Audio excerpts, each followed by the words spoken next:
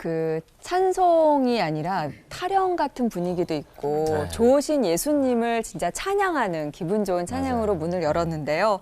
이 좋으신 예수님께 기도할 때 여러분에게 영감을 주는 성경이 있으신가요? 영감. 누구나다 있지 않나. 올포원 오늘부터는 사회에 걸쳐서 숱한 기도들이 등장하는 시편으로 배우는 기도 시리즈를 마련했어요. 좋다. 오늘 첫 시간인데 찬양의 기도입니다. 떠오르는 시편이 있으신가요? 바로 나오는 게 있죠. 여호와는 나의 목자시니 내가 부족함이 없으리로다. 시편 23편 1절. 이거 바로 나와야 되는 거 아니에요? 또 그죠? 있잖아요. 뭐야? 왕이신 나의 역시 노래로. 하나님. 나도 찬양을 할까? 있는데 내 노래 중에 있는데. 네. 내가 주를 높이고 영원히 주의 이름을 송축하리이다. 이 송축이 또 찬양이잖아요. 맞아요. 저는 이 말씀이에요. 사람이 무엇이간데 맞아. 주께서 이토록 창후를 생각하시며 인자가 무엇이간데 주께서 저 마주를 이토록 권고하시나이다. 둘이 뭐야? 뚜뚜르 뚜뚜뚜. 네. 받아주세요. 알겠습니다. 근데 저는 이 말씀보다 저에게는 청년이 무엇으로 그의 행실을 깨끗하게 하리이까 주의 말씀만 지킬 따름이니이다. 시편 119편 네. 그의 말씀인데요. 마치 제 삶의 삶을 하는 대변할 수 어떤 말씀이지 않을까. 네. 대변이 아니고요. 네. 이런 대변이 아니고 이렇게 할 수 있다. 그러니까요. 네. 이런 믿음 정도는 드려야 찬양의 기도가 아닌가 싶습니다. 근데 목사님, 이 다윗은 늘 쫓기는 사람이었는데 어떻게 이렇게 늘 찬양의 기도를 드릴 수 있었을까요? 정말 불가사의 같습니다. 아니 그 찬양이라는 개념을 이렇게 신나고 즐거운 것만 고백하는 것으로 생각해서 그래서 이제 어떻게 드릴 수 있었을까? 탄식도 찬양이거든요. 한식도.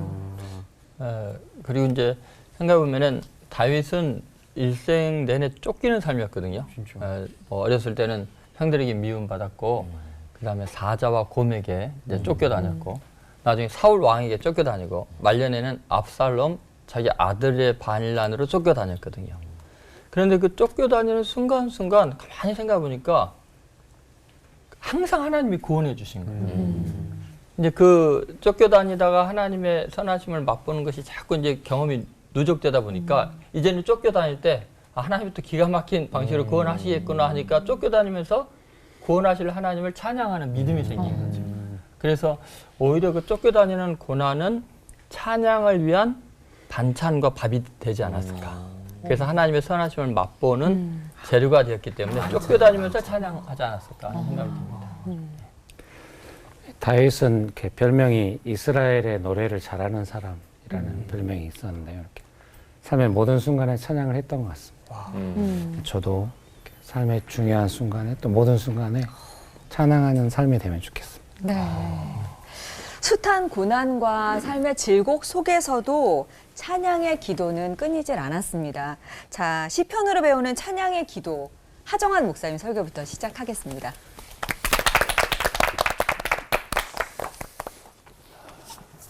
잘들 지내셨죠? 네. 예. 그 시편은 그 히브리어 제목이 테일림, 이게 찬양이라는 뜻입니다. 그런데 이게 70인역 헬라어로 번역한 70인역에서 제목을 사모이, 이게 시편이 되었습니다. 그러니까 시편은 대체적으로 찬양 시들을 모아놓은 책입니다. 아까 슬쩍 얘기하셨지만 1000년 정도 오랜 시간 동안 이렇게 찬양들이 모여진 책이다. 그래서 다양한 저자 또 다양한 독자층을 대상으로 하고 있다는 얘기입니다. 그래서 시편 안에는 모든 종류의 내용이, 그게 슬픔이든 탄식이든 기쁨이든 영광이든 모든 게 다 들어있는 기가 막힌 책이다라고 말씀드릴 수 있습니다. 그런데 이 시편의 전체 흐르는 주제가 있어요. 그게 뭐냐면 야훼, 원래 이제 이스라엘 사람들은 야훼라고 못 불렀죠. 아도나이 이렇게 주라고 번역해서 아도나이 말라크, 그러니까 주가 다스리신다. 이게 이 시편의 전체 주제입니다. 주님께서 다스리신다. 그러니까 슬프든 괴롭든 아프든 모든 상황에서 하나님께서 통치하신다. 이런 고백으로 만들어진 바로 그 찬양 모음집이, 기도집이 바로 이 시편입니다. 우리가 오해하고 있는 것 중에 하나가 뭐냐면 적군을 물리치고 왕위에 오르고 뭐 성공하고 번영하고 그때만 이제 찬양하는 것이라고 생각해서 항상 문제가 발생하는데 그게 아니고 하나님이 다스리시는 모든 상황이 그게 찬양의 상황인 겁니다. 더욱이 상상할 수 없는 고통에 있거나 또 자신이 더러움으로 망한 존재가 되었을 때 과연 찬양할 수 있는가? 찬양할 수 없다고 생각해요. 왜냐하면 찬양이라는 것에 대해서 제가 처음에 얘기한 것처럼 제한적으로 생각해서 그래요. 찬양은 하나님이 다스리신다는 절대적 고백에서 나오는 모든 종류의 소위 노래가 고백이 찬양이기 때문입니다. 제가 오늘 시편 51편을 살짝 말씀드리고 싶은데 시편 51편은 다윗이 밧세바를 범한 다음에 아이를 갖잖아요. 그리고 그 남편 우리아를 죽게 만들고 그리고 이제 한 1년쯤 지났어요. 아이가 낳을 때쯤. 여러분 근데 그때 나단 선지자가 찾아옵니다. 그리고 이제 이 소위 말하면 다윗의 죄를 지적하는 거죠. 그 다윗의 죄를 지적받았을 때 다윗은 하나님을 찬양할 수가 없었어요. 어떻게 찬양을 해요? 아니 그렇게 못된 짓을 했잖아요. 그거 보통 죄가 아니에요. 요즘 같았으면 완전 매장당한다니까. 이건 아주 나쁜 놈이에요. 쉽게 말하자면. 근데 그래서 이 뭐라고 얘기하냐면 찬양이 안 돼요. 찬양할 수가 없어요. 근데 이때 다윗이 이런 고백을 합니다. 찬양할 수 없다. 이게 정직한 겁니다. 사실은 우리가 솔직히 하나님을 찬양할 수 있습니까? 우리 같은 죄인들이. 찬양이 상당 부분은 거짓일 수 있어요. 그러니까 다윗이 정확하게 자신의 죄가 드러났을 때 이렇게 고백합니다. 51편 14절 하나님이여 나의 구원의 하나님이여 피 흘린 죄에서 나를 건지소서. 내 혀가 주의 의를 높이 노래하리이다. 주여 내 입술을 열어주소서. 내 입이 주를 찬송하며 전파하리이다. 그러니까 주님이 열어주지 않으면 나 찬양 못한다는 거예요. 찬양할 수 없다는, 찬양하는 것 자체가 너무 뻔뻔스러워진 거죠. 더럽혀졌으니까. 여러분 하나님을 찬양하는 이유는 우리가 깨끗하고 정결하기 때문이 아닙니다. 하나님이 창조하셨기 때문이고 하나님이 다스리기 때문입니다. 그래서 이제 다윗이 그런 기도를 합니다. 하나님 저를 다시 창조해 주십시오. 제 마음을 새롭게 해 주시고 저의 영을 회복시켜 주십시오. 자원하는 심령을 주셔서 하나님 앞에 서게 해 주십시오. 이런 고백을 하는 거거든요. 여기서 중요한 부분이 있어요. 다윗이 깨달은 게 있는데 하나님이 원하시는 제사, 진짜 찬양이 뭔지를 알죠. 그거는 찬양이 진짜 찬양이 아니라 상한 심령이 하나님이 원하시는 찬양이라는 것을 알게 돼요. 51편 17절 하나님께서 구하시는 제사는 상한 심령이라. 하나님이여 상하고 통회하는 마음을 주께서 멸시하지 아니하시리이다. 찬양은 특별한 이유가 있어서 드리는 것이 아니에요. 모든 경우 하나님이 다스린다는 것이 찬양의 이유입니다. 시편 전체가 탄식이든 고통이든 어떤 종류든지 간에 이 모든 것을 다 합쳐서 사모이, 테일림, 찬양이라고 부르는 결정적 이유입니다. 우리의 삶의 모든 것을 다스리시는 주님을 찬양하는 삶이 우리에게 주어지기를 소망합니다. 기도하겠습니다. 하나님 아버지, 가끔 너무 힘들고 어렵고 고통스러울 때 우리가 과연 찬양할 수 있을까? 찬양할 수 없습니다. 그런데 우리 마음이 상하고 부서지고 깨어지고 아픈데 하나님께서는 그것으로 하나님 앞에 나오는, 그리고 하나님을 인정하고 하나님의 통치를 고백하는 그것을 아름다운 찬양으로 예배로 받으십니다. 주님 놓치지 않고 살게 하시고 하나님 입을 열어서 주님 앞에 고백할 때 그 영혼들을 치료하여 주시옵소서. 예수님 이름으로 기도하옵나이다. 아멘. 아멘.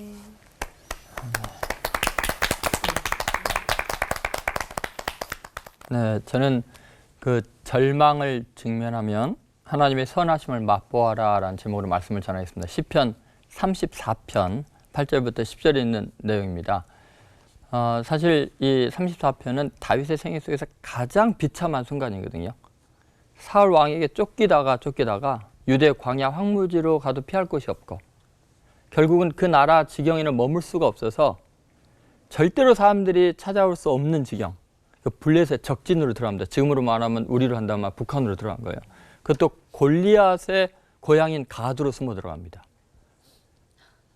그러니까 아무도 상상하지 못한 곳으로 피할 정도로 땅끝까지 몰린 인생이었죠.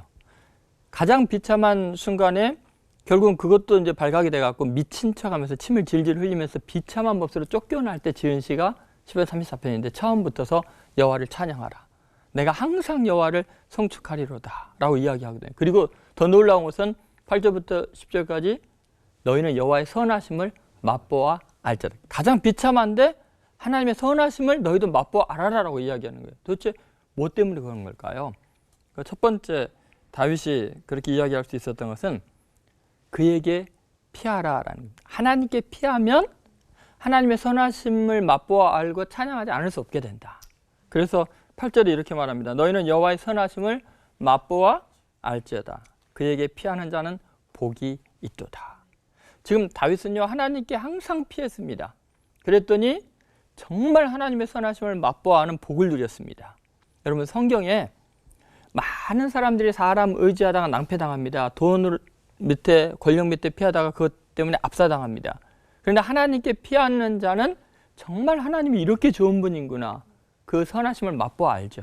예를 들면 예수님께서 누가복음 15장에 말한 돌아온 탕자도 세상에 돈과 권력과 쾌락을 추구해 갔다가 비참한 신세가 되었을 때 내 아버지 집에는 양식이 풍족한 품꾼이 얼마나 많은가. 세상에 흉년이 들고 줄여 죽을 지경이 되니까 그때서야 하나님께를 피하는 거예요. 그럴 때 그는 놀랍게도 그 엉망진창이 된 인생이지만 그 아버지가 새 옷을 갈아입히고 반지를 끼고 잔치를 하면서 아버지의 선하심을 상상할 수 없는 선함을 맛보아 알죠. 요한복음서 8장에 보면은 예수님께 한 여인이 끌려오죠. 가늠하다 현장에 잡힌 여인입니다. 그런데 그녀는 스스로 예수님을 찾아온 게 아니고 이제 완전히 돌에 맞아 죽을 절망적인 상황에서 끌려왔는데도 나도 너를 정죄하지 않으니 가서 다시는 죄를 범하지 말라고 완전한 죄사함을 받고 자유함을 맛보죠. 누구도 상상할 수 없는 기적 같은 일이었습니다. 스스로 오든 억지로 끌려오든 주님께 피하기만 하면 선하심을 맛보아 알기 때문에 우리는 하나님을 찬양하지 않을 수가 없는 거예요. 여러분 하나님께 피하면 반드시 하나님의 선하심을 맛보아 알고 하나님을 찬양하게 된다는 것을 잊지 마시기 바랍니다. 두 번째는 그를 경외하라고 이야기를 합니다. 9절에 보니까 너희 성도들아 여호와를 경외하라. 그를 경외하는 자에게는 부족함이 없도다. 여러분 하나님을 경외하는 것이 얼마나 중요하냐. 우리가 하나님의 선하심을 늘 맛보다 보면 하나님에 대한 경외감을 잃어버려요. 늘 하나님이 용서하시고 불쌍히고 도와주시는 걸 알면 어느 날 하나님을 만만하게 볼 때가 있어요. 그러면 하나님의 선하심이 중단되는 거예요. 엄하심이 나타날 수 있어요. 그래서 이스라엘 백성들은 늘 이것을 기억하죠. 다윗이 법궤를 옮길 때 웃사가 법궤에 넘어지지 않도록 손을 댔다가 즉사당하죠. 여호수아가 가나안 정복전쟁 들어갈 때 요단강을 건너갈 때 법궤를만 제사장의 뒤를 백성들이 따라갈 때 2000 규빗이 떨어져서 가라갑니다. 그건 한 900m가 떨어지라는 거예요. 왜요? 그분은 창조주이고 우리는 피조입니다. 그분은 거룩한 분이고 우리가 죄인이다. 그걸 알아야 하나님의 선하심을 맛보아 알 수 있다는 거예요. 우리는 하나님이 우리에게 선을 베푸시고 은혜를 베풀수록 경외감을 가져야 되는데 중요한 건 이거죠. 어떻게 하나님을 경외하면 그분의 선하심을 맛보아 알 수 있는가? 예를 들어서 요셉 같은 경우에요. 성경에 요셉이 따로 하나님께 예배했다는 장면이 하나도 없거든요. 찬양했다는 장면도 없고요. 그는 하나님을 얼마나 경외했는가를 뭘로 나타내냐면 그의 예배는 뭐였냐면 노예 생활 속에서 성실하게 일한 거예요. 자기 주인 보디발 장군과 그의 가족을 하나님처럼 섬긴 거예요. 그게 예배였어요. 그래서 자기가 있는 그 자리가 주인의 사람들이 자기 때문에 다 복을 받게 한 거죠. 감옥에 갇혔을 때 노예이면서도 오히려 최선을 다해서 다른 죄수들의 안색을 살폈어요. 하나님을 경외했기 때문에 현실 그대로 받아들이고 최선을 다해서 하나님 경외하는 마음으로 섬겼더니 어때요? 하나님께서 그를 순간적으로 옮겨서 하나님이 얼마나 선하시냐면 감옥에서 왕궁으로 옮기고 죄수 노예가 총리 대신이 되게 하잖아요. 그러니까 하나님을 경외하는 사람은 이 선하심을 맛보아 알게 되고 찬양하지 않을 수가 없는 거죠. 그리고 마지막으로 그를 찾으라는 거예요. 10절을 보니까 젊은 사자는 궁핍하여 줄일지라도 여호와를 찾는 자는 모든 좋은 것에 부족함이 없으리로다. 하나님을 찾으면 모든 좋은 것에 부족함이 없다. 근데 젊은 사자는 궁핍하여 줄여. 왜요? 힘이 넘치니까. 자기가 뭐든지 할 수 있다고 생각하니까 하나님 안 찾고 자기 힘으로 모든 걸 하려고 그러니까 굶어 죽는 거예요. 그런데 하나님 자체를 찾는 사람, 내가 원하는 걸 찾는 게 아니라 하나님 그분을 소유하는 사람은 역사의 주인이시고 창조주신 그분에게서 모든 좋은 것에 부족함이 없는 은혜를 경험하게 될 줄로 믿습니다. 저는 여러분들이 또 저도 어떠한 상황에서 아무리 절망에 처해도 끝까지 정말 하나님의 선하심을 맛보아 알기 위해서 이렇게 하나님께 언제니 나아가고 그분을 찾음으로 승리하게 되기를 주의 이름으로 축원드립니다. 기도하겠습니다. 하나님 아버지, 아무리 어렵고 힘들어도 어떠한 상황에서도 하나님이 계시기 때문에 든든합니다. 하나님, 이제 주님께 피하기를 원합니다. 하나님, 그 선하심을 맛보아하는 그 놀라운 은혜의 품에 늘 안기기를 원합니다. 하나님, 내게 선을 베풀수록 하나님을 경외하고 성실한 삶으로 하나님께 영광을 돌리기를 원합니다. 하나님, 내가 세상에 어떤 명예와 권력과 돈과 쾌락을 추구할 것이 아니고 내 하나님을 찾는 사람 되어서 하나님의 선하심을 맛보아 부족함이 없는 하나님께 영광을 돌리는 다윗 같은 인생들이 되게 하여 주옵소서. 예수님의 이름으로 축복하며 기도합니다. 아멘.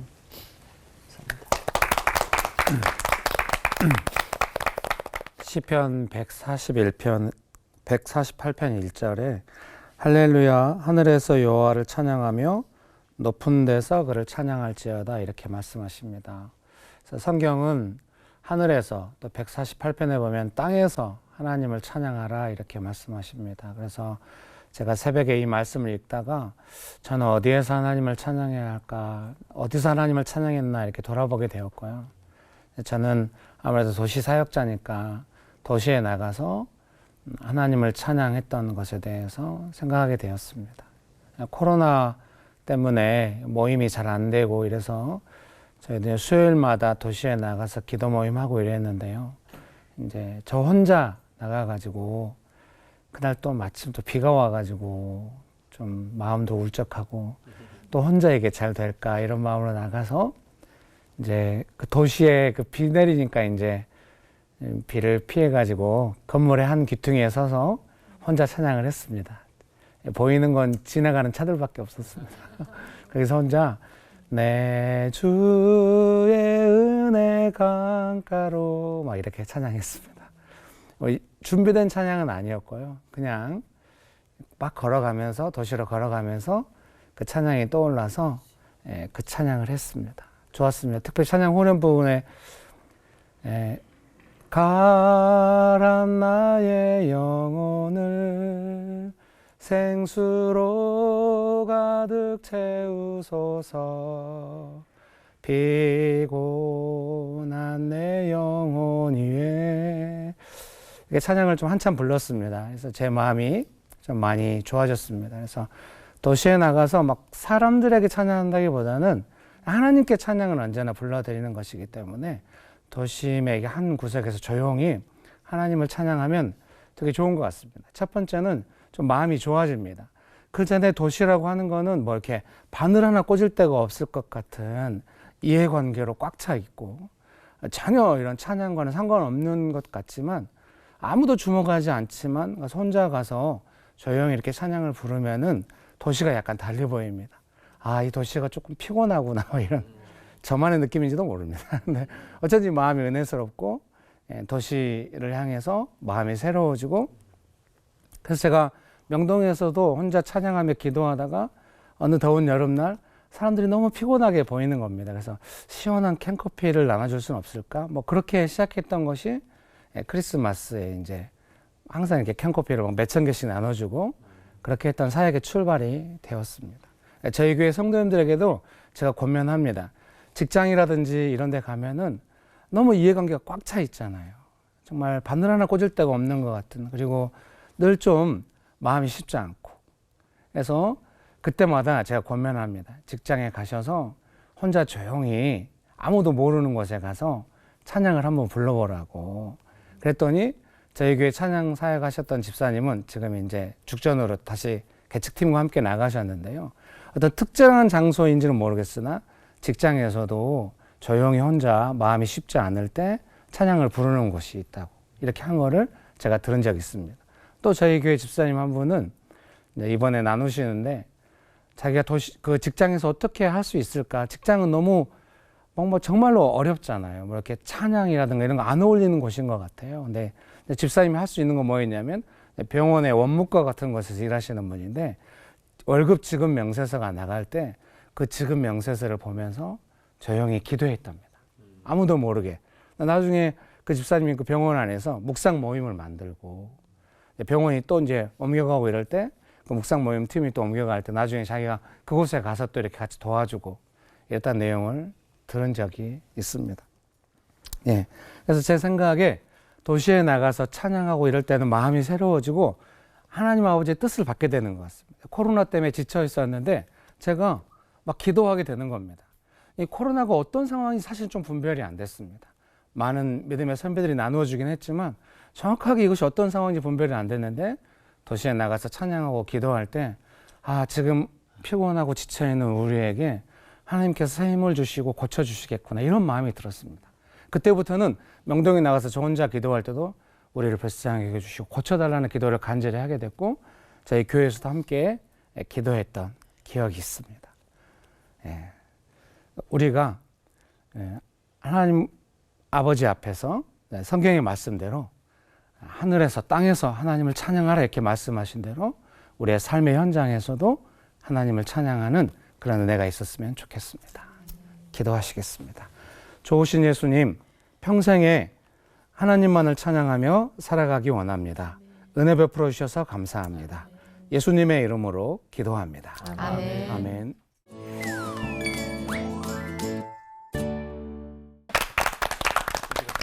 시편에 대해서도 찬양에 대해서도 그리고 우리가 드려야 할 기도에 대해서도 새로운 눈이 생기는 것 같은 그런 설교 말씀이었습니다.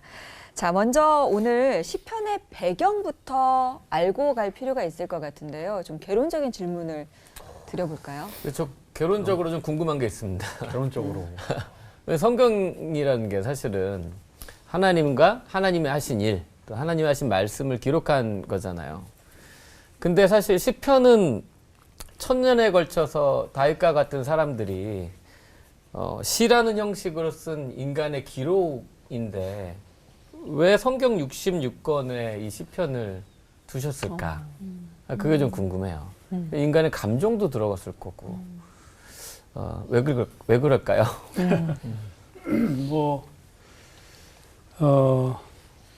그냥 글쎄 저는 별로 질문이 어렵지가 않습니다. 네. 아깝다. 무슨 얘기냐. 우리가 사실은 하나님께서 모든 걸 다 하셨기 때문에 그래요. 그러니까 우리가 찬양을 하면 우리는 우리가 찬양하는 것이 있어요. 물론.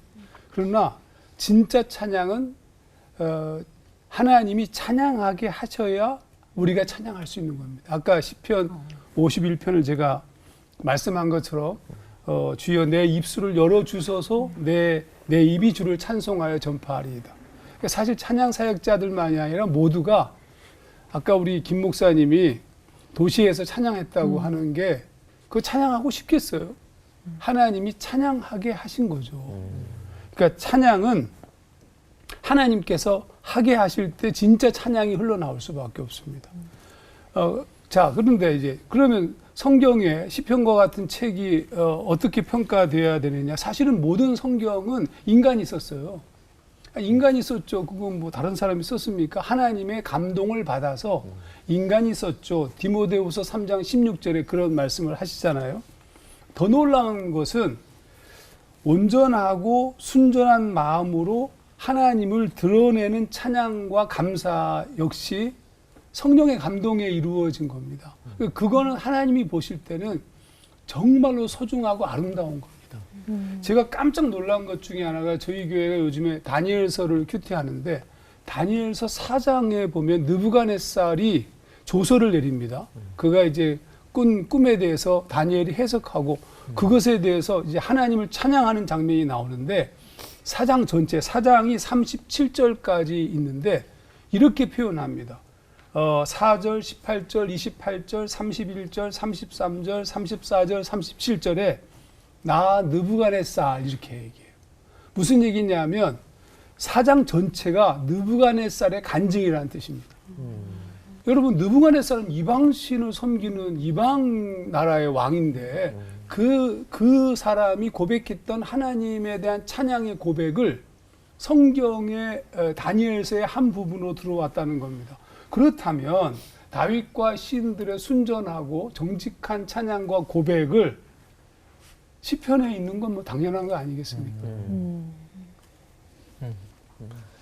네, 저도 뭐 비슷한 점입니다만 다른 종교와 기독교의 차이, 성경과 다른 경전의 차이가 있다면 다른 이제 그 종교 문헌들은 신들에 대한 이야기거든요. 뭐 그리스 신화도 그렇고 대부분 신들의 모습입니다. 근데 성경은 처음부터 끝까지 인간들의 이야기입니다. 인간들의 아픔과 죄와 슬픔, 그 모든 것 속에 하나님의 개입과 하나님이 함께 하시고 교제하시고 그 속에서 상호 반응하는 내용들이 기록이 되다 보니까 완전히 지독할 정도로 인간적인 것들이 가득한데 그 내면 깊은 곳에서는 거룩한 하나님의 입김이, 하나님의 손길이 느껴지는 특색이 있죠. 더구나 이제 시편 같은 경우는 더 놀라운데요. 정말 인간이 하나님께 탄원하고 외치고 노래하고 뭐 이런 내용이 있지만 그 자체가 또 하나의 그 영적인 메시지가 또 하나의 말씀이 되는 신비함이 있거든요. 그 왜 그러냐? 사실은 시편 전체를 보네폰 목사님 같은 경우는 예수 그리스도의 기도다라고 이야기를 합니다. 이게 무슨 말이냐면은 예수님은 사실 완전한 하나님이면서 완전한 인간이지 않습니까? 그래서 예수님께서 지금 인간이 겪을 수 있는 모든 고난과 아픔을 다 겪었기 때문에 시편에 나온 시 중에서 예수 그리스도의 고백이 아닌 게 없는 거예요. 그러니까 그분이 인간으로서 가장 밑바닥에서 고통 가운데 부르짖어 기도하는 그 내용이 곧 하나님으로서 또 그분이 기도하는 내용이 되는 거예요. 그러다 보니까 우리의 아픔 이야기를 그대로 하시지만 동시에 거룩하신 하나님의 마음이 그대로 반영되어 있고 우리에게 진리가 선포되는 거죠. 예를 들면 다윗이 고통 가운데서 울부짖어 기도하지만 사실은 그 기도하고 찬양하는 내용이 자기 경험을 뛰어넘는 갑자기 비약이 일어나거든요. 그럼 왜 그러냐? 그 안에 그리스도의 영이 다윗을 통해서 우리에게 말씀하시고 다윗의 아픔을 통해서 하나님의 사랑을 드러내는 기적 같은 그 이야기가 펼쳐지고 있는 거죠. 그런 의미에서 시편 전체가 예수 그리스도의 기도문이기 때문에 우리의 인간의 이야기이면서 인간이신 예수, 그러면서 동시에 하나님이신 예수님, 그래서 하나님의 말씀이 되기도 한다. 그렇게 보면 될 것 같습니다. 네, 그 메시지 성경의 그 시편 서문을 읽어봤어요. 근데 이제 그 서문에 이제 그 메시지 성경을 번역하신 목사님이 그 성도님들의 어떤 기도, 구체적이고 좀 더 좀 분명하게 기도가 되도록 돕기 위해서 시편을 번역하고 또 그렇게 했다는 내용을 읽어봤습니다. 저도 성도님들이 뭔가 상황이 어려워서 막 기도가 안 되고 이럴 때는 제일 먼저 하는 게, 권면하는 게 시편을 꼭 좀 읽어보라고. 시편 20편 때하고 30편 때를 좀 읽어보면 어떻겠는가. 막 다 읽으면 좋지만. 그래서 시편에 대한 어떤 신학적이고 또 성경적인 어떤 이유가 있을 것입니다. 근데 목회적으로 봤을 때는 좀 더 깊은 기도로, 또 진실한 기도로 나아가는데 시편이 정말 우리에게 주는 성경적인 유익이 있다, 이렇게 생각합니다. 인간이 살면서 겪게 되는 여러 가지 상황과 상태들, 그리고 거기에서 겪는 그 경험의 감정들이 가장 리얼하게 녹아있는 게 시편이 아닌가 싶은 생각이 드는데요. 예전에 전 그 기억이 나요. 호텔이나 이렇게 군부대 같은데 신약 성경하고 시편이 이렇게 같이 놓여 있었죠. 네. 근데 그만큼 이 시편이라는 것이 사람들에게 얼마만큼 영향력이 있는 성경인가라는 생각이 드는데 이 시편에서 우리가 어떻게 찬양의 기도를 배울 수 있을까 이제 다음 스텝으로 가려고 막 준비를 하고 계시네요. 아닙니다. 아닙니까? 스텝 밟으러. 네, 스텝 밟으러. 그래서 준비했습니다. 시편에서 찬양의 기도를 길어 올리기 위해 드리는 질문 타임. 조동천 목사님께 질문을 드릴게요. 이번에는 시편 34편 이야기인데요. 부제가 다윗이 아비멜렉 앞에서 미친 척하다가 쫓겨나서 지은 시예요. 다윗이 가장 첫 마디가 항상 주를 찬양하겠다였는데 과연 이렇게 가장 비참한 상황 속에서도 우리가 하나님을 이렇게 찬양을 하면은 어떤 유익을 얻을 수 있는지 궁금하고 또 입술을 열어 찬양하기만 하면은 그게 제 고백이 될 수 있는지 그것도 궁금합니다. 네네. 일단 이 다윗같이 절망적인 상황에 처했을 때 둘 중에 하나 선택해야겠죠. 좌포자기하고 절망하고 저주할 것인가, 아니면 찬양할 것인가. 둘 중에 어느 게 더 결과적으로 좋겠는가? 이건 뭐 선택의 여지가 없습니다.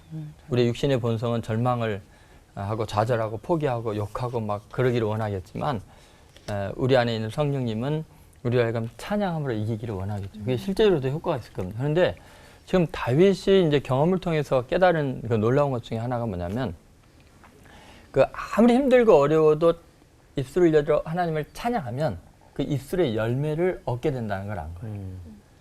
그러니까 지금 절망적일 때 에이 망할 세상 그런 것보다도 하나님을 찬양합니다. 하나님 능력 있으십니다. 주님 감사합니다 할 때 그 믿음대로 이루어지는. 그러니까 예수님께서 자주 하신 말씀이 네가 이 말을 하였으니 네 말대로 될자다. 내 믿음대로 될자다. 그럴 경우는 찬양을 한다는 게 굉장히 중요한 그 의미가 있는 것 같아요. 그리고 우리가 이렇게 찬양을 한다 그랬을 때 이 찬양은 어쨌든 하나님께 가장 큰 재물을 바치는 거거든요. 우리가 찬양하는 거를 황소를 드리는 것 같이 뿔과 굽이 있는 큰 황소를 드리는 걸로 우리 찬양을 바친다 그랬잖아요. 그러니까 우리 입술의 열매로 하나님께 드릴 수 있는 최고의 제사는 찬양이다. 절망 가운데. 그런 의미에서 그렇고요. 두 번째는 찬양을 하게 되면 하나님이 임재하십니다. 예를 들어서 여러분들이 뭐 그 쉬는 시간에 뭐 여기 있는 목사님들 이야기를 할 때 조동천 목사님 어쩌고 저쩌고 조그맣게 이야기해도 저는 다 들려요. 제 이름이 나오면은 그냥 모든 그 청력이 다 동원이 돼요. 그 무슨 말이냐면 우리가 힘들고 어려울 때 하나님의 이름을 부르고 하나님을 찬양하면 하나님이 아무리 바쁘셔도 오셔요. 귀를 기울이게 돼요. 그러니까 다시 말해서 우리가 찬양을 할 때 하나님의 임재가 임하기 때문에 하나님의 임재가 있는 곳에서는 상황이 호전될 수밖에 없고 우리를 괴롭히는 마귀와 질병들이 떠나갈 수밖에 없어요. 그래서 사실은 절망 가운데 하나님을 찬양하는 것은 하나님을 호출하는 거랑 마찬가지고 하나님의 임재를 경험하는 상황이 되죠. 그리고 세 번째는 그 하나님을 찬양할 때 갑자기 이제 상황이 어떻게 역전이 되냐면요. 영적인 차원으로 바뀌어 버립니다. 예를 들어서 다윗이 그걸 경험한 거죠. 자, 골리앗을 직면했을 때 물리적인 힘의 싸움이라면 다윗은 질 수밖에 없잖아요. 소년이고 저기는 역전의 용사니까. 그런데 너는 칼과 단창으로 내게 나아오거냐. 이건 물리적인 힘으로 그 전술로 무기로 나오겠다. 나는 만군의 여호와의 이름으로 내게 나아간다. 하면은 이제 갑자기 하나님의 이름을 부르고 하나님을 찬양하면서 나아가면 무슨 문제가 생겨요? 갑자기 다윗과 골리앗의 싸움이 아니라 골리앗과 하나님의 싸움으로 바뀌어버려요. 왜냐하면 하나님의 명예가 달려버리니까요. 걸린 사건이 돼버리니까. 그래서 좋은 방법이다. 현실 속에 영적인 힘을 끌어오는 능력이 찬양 가운데 있는 거예요. 하나님이 개입하지 않을 수가 없는 거예요. 왜냐하면 만군의 여호와의 이름을 찬양하면서 나가니까 하나님이 안 가면 어떻게 돼요?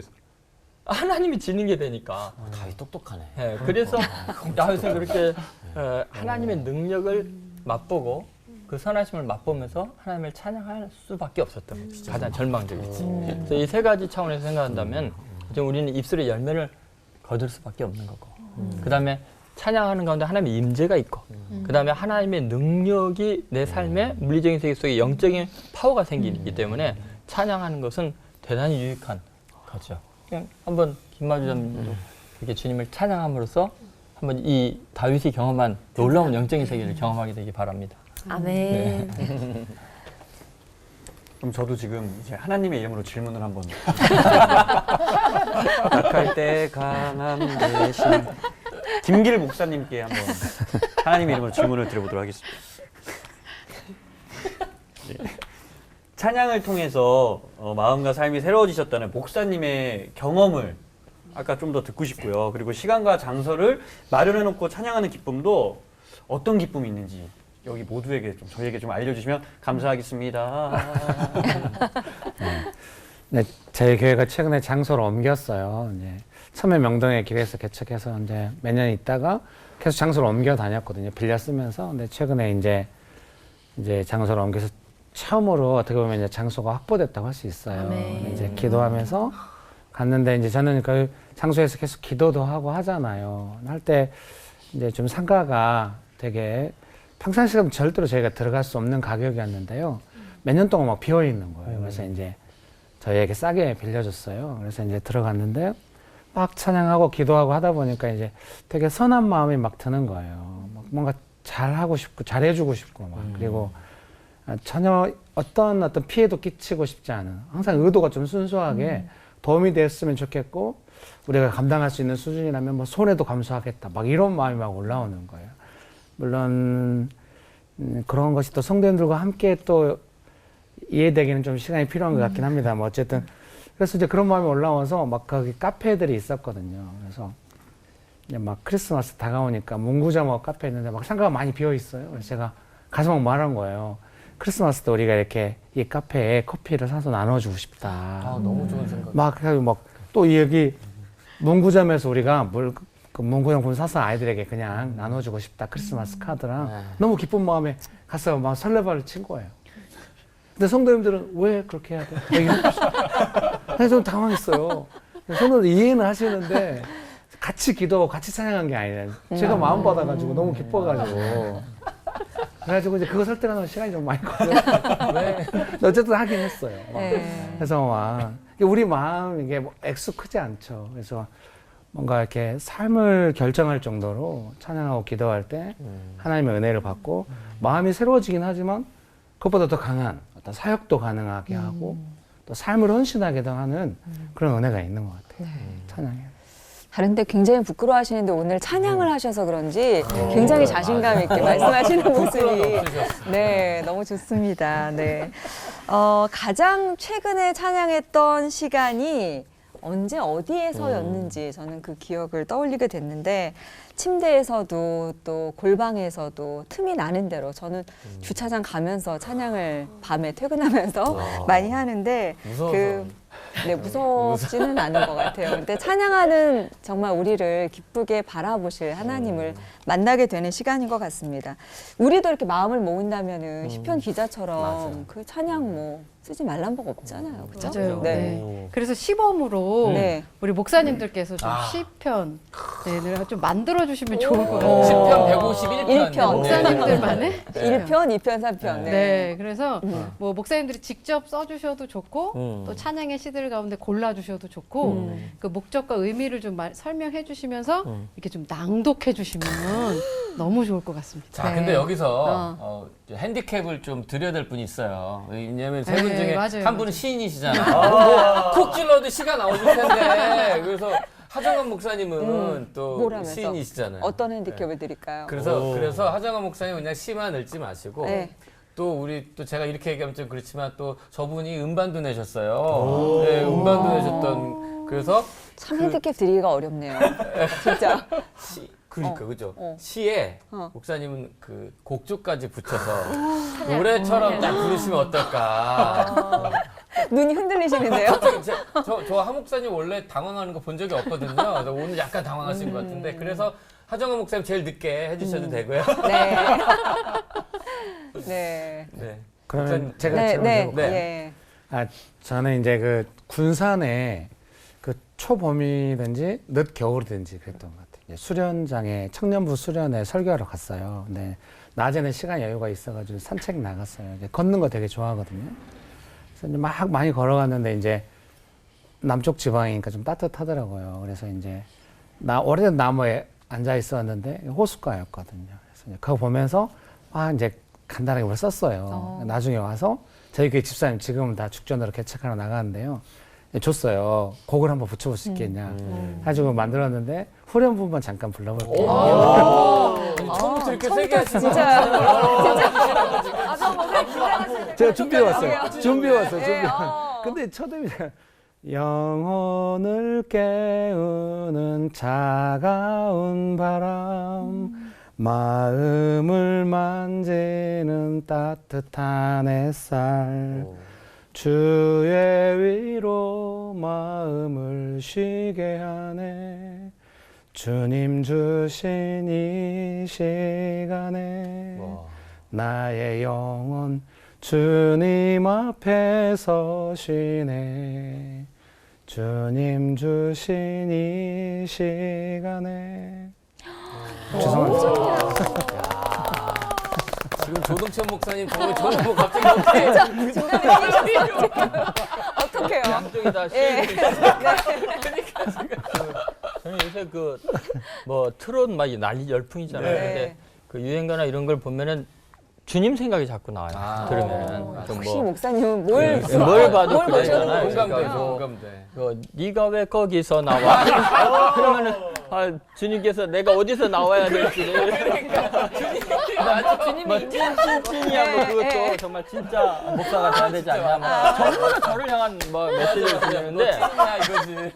제가 이제 그 청년 시절에 제가 좋아했던 그 이제 책은 어린 왕자였고 그다음에 이제 그 만화 영화는 피터팬 피터팬인데 제가 피터팬을 보면서 눈물을 많이 흘렸어요. 그 이유가 뭐냐면 저는 피터팬이 주인공으로 안 느껴지고 팅커벨이 주인공으로 느꼈어요. 오, 낭만적. 왜냐하면 그 팅커벨은 물론 몸매가 너무 좋기도 하지만 근데 그 팅커벨의 사랑이라는 게 정말 헌신적이에요. 그 피터팬이 짝사랑이에요. 웬디를 사랑해도 한결같이 사랑하고 돌봐주고 지켜주고 보호해주고 은가루 뿌려서 날아가게 하고 해적한테 잡혀있으면 구원해주고 그러니까 저는 팅커벨을 보면서 예수님이 떠올랐어요. 그러니까 예수님이 팅커벨 같다. 꼭 예수님이 하시는 일이 팅커벨 같다. 그래서 제가 그 피터팬 영화를 보고서 그때 시를 하나 지었어요. 제목이 팅커벨. 그리고 이제 예수님을 생각하면서 지은 시예요. 지금 그 제목 때문에 하 목사님 지금 무게가 지금 이름이 큰일 났다. 그 제목이 너무 좋잖아요. 팅커벨. 네. 하늘을 나는 꿈을 이루어준 작은 요정. 그의 손끝은 돌덩이가 홀씨가 되는 기적. 그의 날개는 어둠 속의 빛. 그와의 만남은 새로운 세계의 열림.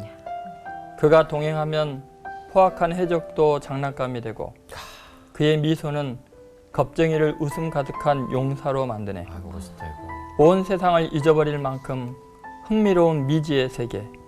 오직 한 사람만을 위해 그렇게 날개짓하는 요정. 바랄 수 없는 사랑으로 주는 것만으로도 행복한 미소. 지칠 줄 모르는 열정으로 격려하고 일으켜 세우는 근성. 아, 그렇게도 작은 요정 팅커벨. 그 도도함이 어디서 나오는가? 그 요정의 사랑은 온 세상보다 더 큰 부요함.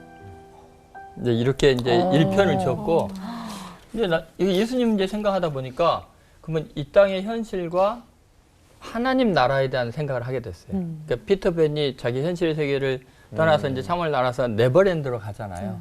그래서 그 네버랜드를 생각하면서 아 맞다 그 주님의 세계, 주님의 시간. 피터팬은 현실 세계보다도 그 네버랜드에서 세계가 더 현실이거든요. 그래서 그걸 생각하면서 아 내가 이 땅을 살지만 주님을 생각하고 주님의 나라 그걸 생각했다는 마음으로 이제 2편. 팅커벨의 네버랜드 2편을 읽었었어요. 와. 여기 있어도 너의 시간만을 본다. 너가 서 있는 그 시간 속을 산다. 여기는 껍데기뿐인 세상. 거기는 꿈을 현실로 누리는 나라.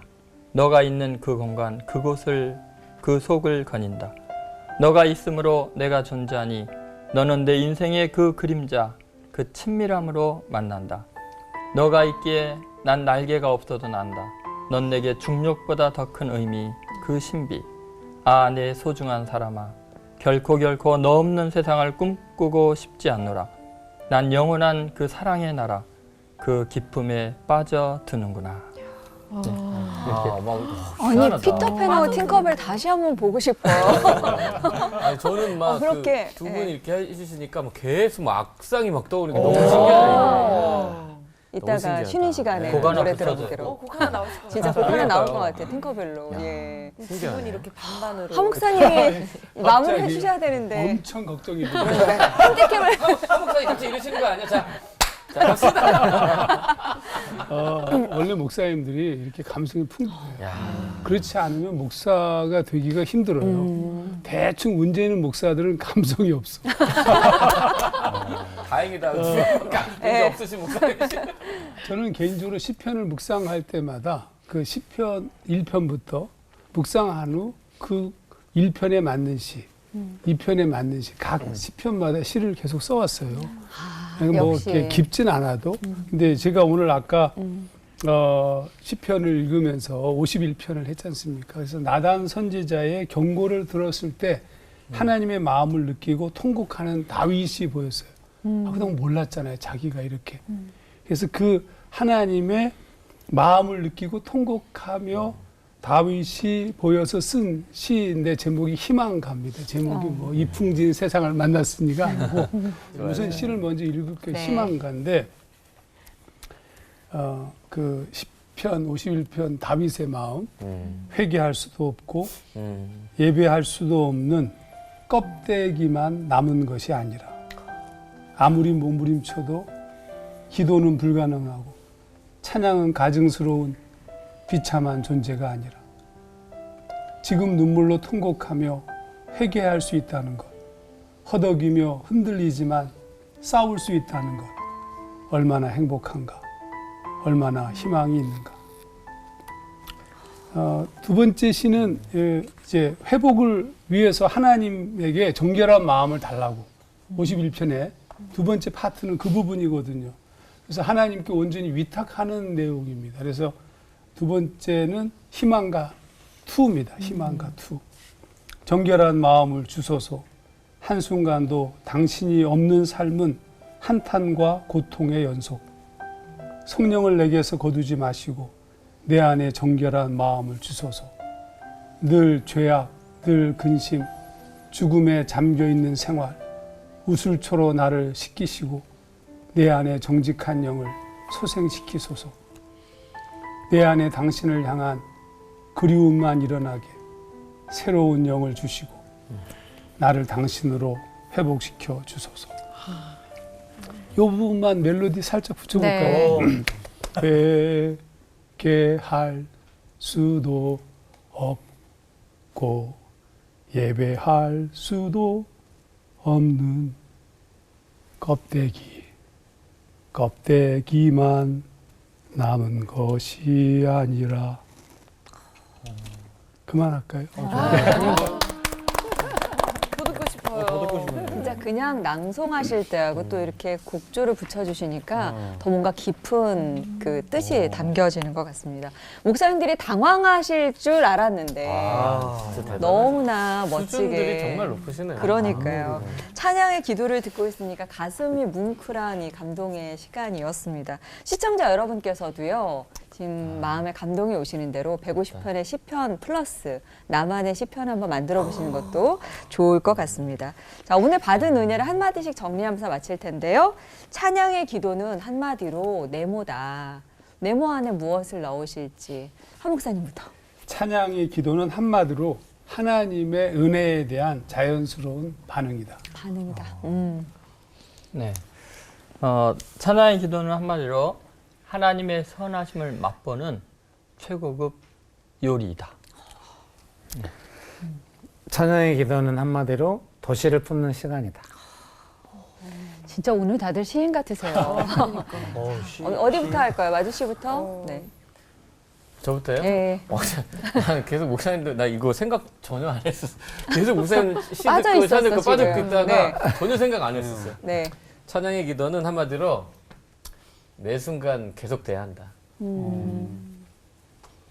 찬양의 기도는 나의 한숨까지 찬양으로 바꾸시는 하나님의 은혜다.